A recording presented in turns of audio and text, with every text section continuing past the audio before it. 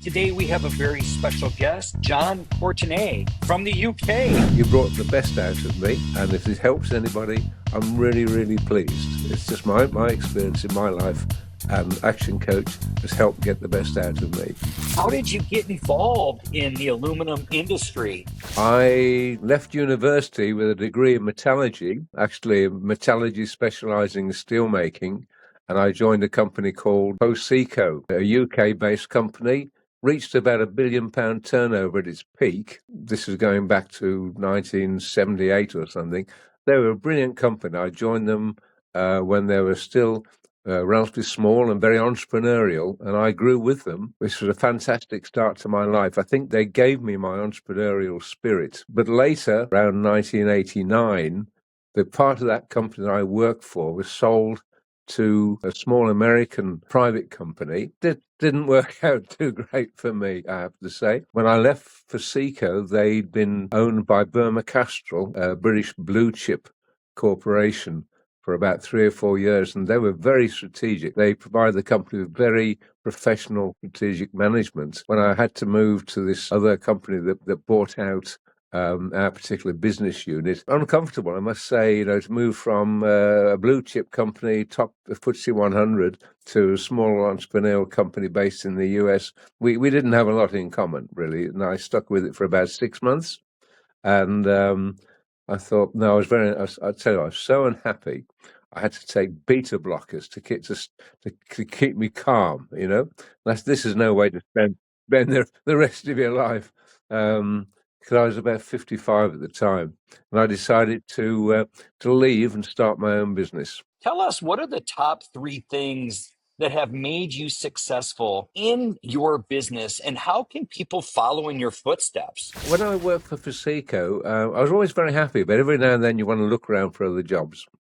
And interviewers often said to me, well, you're an entrepreneur, really. You should not be working for a big corporation. You should be out on your own. And I never moved because I never had a clear idea. I think the first thing when you want to start a business and go out on your own, you must have a good idea.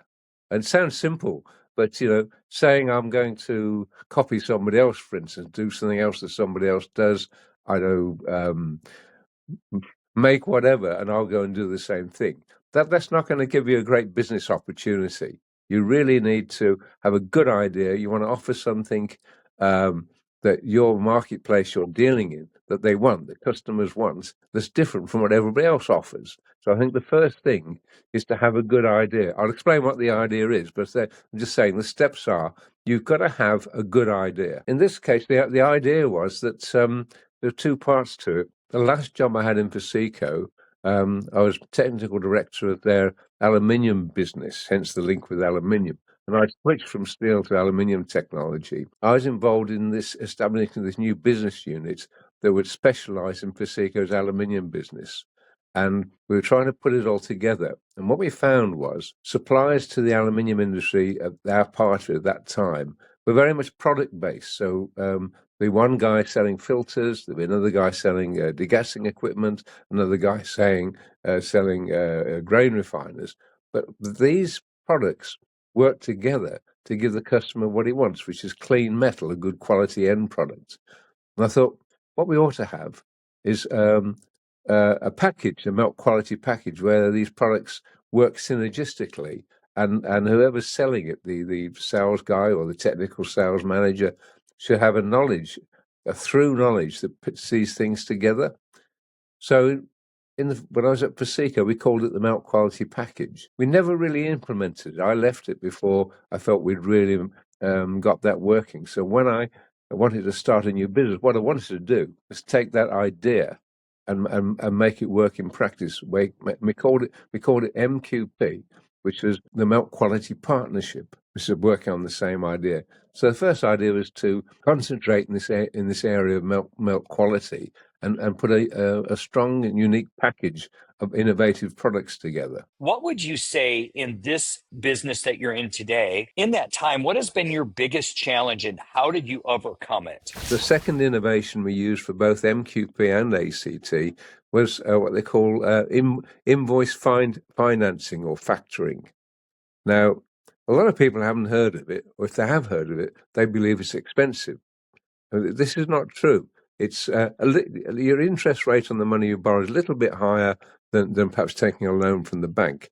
But what happens is you don't take a big loan from the bank. What you do is you give them your debtors book. You give them your invoices. They pay you on the day that you issue the invoice, and they recover the money from your customers according to the customer's normal payment days. So typically in our industry, customers are paying in 60 to 90 days. But with invoice financing, the bank pays me the day I issue the invoice. So the loan facility is always proportional to the business. As the business increases, then your loan capacity increases automatically with it. So if you're a young entrepreneur, right, what's your first problem is, after I've got the idea, how do I finance it? If I can ask my dad to lend me a couple of million or something, or go to the bank, that's really tough. Go to the bank; they're not nice. Maybe we shouldn't repeat that, but it's quite hard work to get a loan from the bank. This factoring or invoice financing is really important, or what is important for us to enable us to start a small business with a relatively small capital. I mean, we started with a £25,000 overdraft. I think I had about 50,000 in spare cash starting with. That doesn't go very far in starting a business up.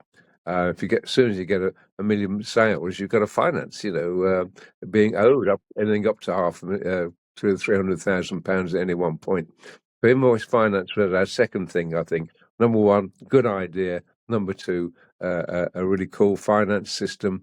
And I learned that by going to a resource we have in the UK called the City Chamber of Commerce. So in this case, Birmingham Chamber of Commerce.